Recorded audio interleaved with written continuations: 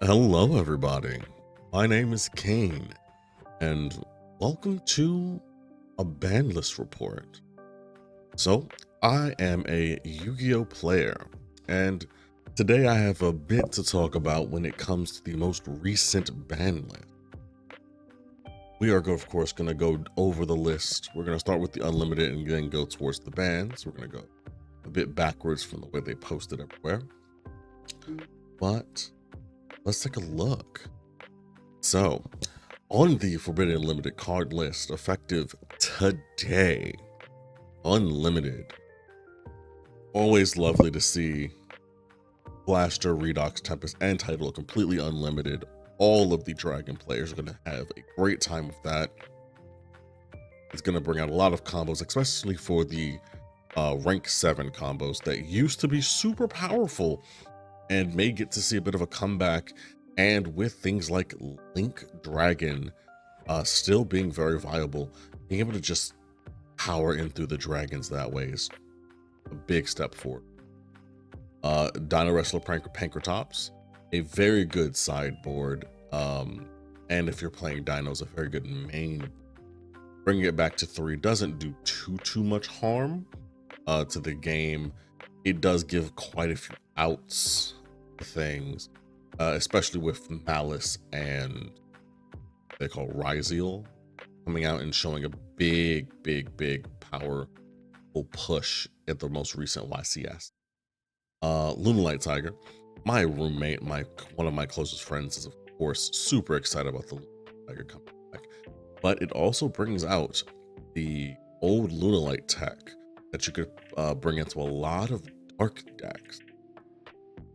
Rescue Ace Airlifter, a card that I did not see any real reason for a ban, but of course they did hit it. Well, no, they banned it, they limited it.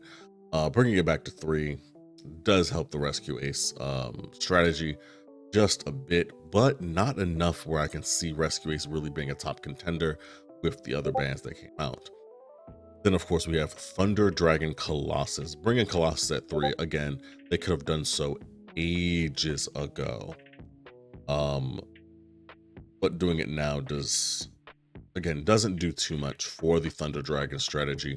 It does bring out a few minor techs depending on what you want to do, I guess, in chaos builds, but I can't really see that doing too.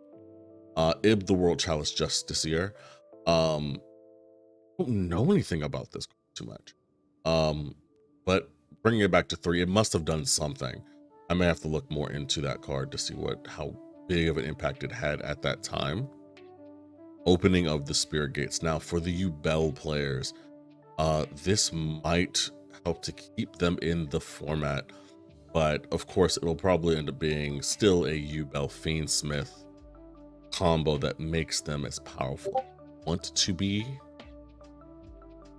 Oh my god, so many notifications. Then we hear at the semi-limited Cyberjar. I don't know why it took them like, what is it, 2 decades to give us Cyberjar. But I don't see it doing too much of anything. It's got too many powerful applications for both sides. I can kind of see it being helpful to Ryzeal. As I say, level 4 lore monsters, it also could be very powerful for Mimikghoul as a way to clear boards, seeing as I don't think Ryzeal really has too much card effect negation on its own outside of its field spell, which they don't have yet, at least not in the TCG. Danger, Jackalope, and Tsuchinoko, giving them back to us at 2 after being at 1 for so long. It'll be a decent step up for Dangers if people still play Danger. It'll be a decent step up for those who are still playing Dark World. So you might see a few more Dark World or maybe even Fabled things coming out, since Fabled is looking, I believe, getting a touch moving forward. Eva at 2. You're given ritual decks that run fairies, Drytron, a bit, but not so much that they're going to be struck. And then of course, Perform Pal Monkey Board. Perform Pals were super powerful maybe about a decade ago, but bringing Monkey Board back now, and not bringing back, say, Electromite, doesn't do anything to the deck so much. It'll be an interesting thing to see if they could do something, but I don't see it competing too heavily in the metagame. Limited, thank you for touching Tempai. I am not a fan of decks like Tempai that only have one job: clear the board, play one card, win the game. It's just a bunch of board wipes, and it's really depressing to see that that's kind of what the metagame was for a long time. But I can't say that it wasn't useful. It gave budget players like myself — I am a very big budget player, I cannot afford cards, which is what Yu-Gi-Oh is becoming — something to play that could compete in the meta. So I'm not mad at it for what it was trying to do. I am mad that it kind of became a one card can't lose go second. It was not super hard to stop, but it was hard enough that it became a problem, obviously. Phantom of Yubel, putting Phantom of Yubel at 1 was necessary. It will hurt the Yubel package a little bit, but it will make it so that people play Yubel differently, and they're not just making, you know, untouchable board.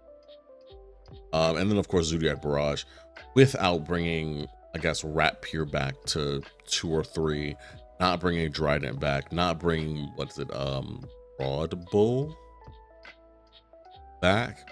Zodiac is not looking at getting too much play, but it does let you see what the future might hold in an interesting way. And last but not least, our forbidden list: Gimmick Puppet Nightmare, Jalgan the Spiritualist, and Original Sinful Spoils Snake Eye. I am actively unbothered by the Gimmick Puppet Nightmare or Jalgan the Spiritualist. I am thoroughly bothered by them touching Original Sinful Spoils Snake Eye. That was a card that did not need to be hit. Nightmare did puppet locks. Jalgan was used for a lot of locks. Sinful Spoils Snake Eye completely dismantles a lot of currently budget-friendly builds. Building Snake Eye Fire King right after the reprints was a powerful budget build, budget deck that people could play finally, and it not hurt them. It gave them the ability to go to things like YCSs and not have to play something super rogue and out of the box just to confuse people. It let them compete and feel like they were actually competing, which a lot of the most recent decks and the like, you don't feel that you can do that unless you're shelling out a lot of money.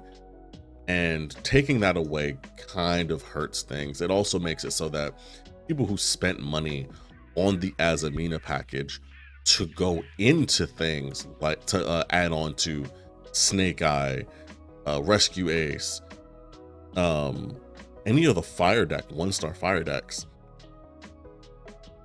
got hurt.